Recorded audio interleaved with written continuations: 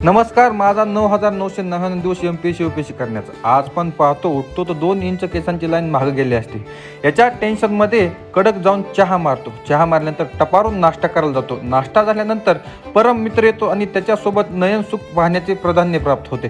स्वतःच्या जीवनात कितीही मोठा खड्डा असला तर लोकांच्या जीवनात किती मोठा खड्डा आहे हे पाहण्यात थोडा टाईम घेतल्यानंतर मी अभ्यास करायला जातो. अभ्यास 2-4 तास झाल्यानंतर मस्तपैकी डब्बा आणला जातो. 4 मजली डब्बा आहे. 4,500ची मेस लावलेली आहे.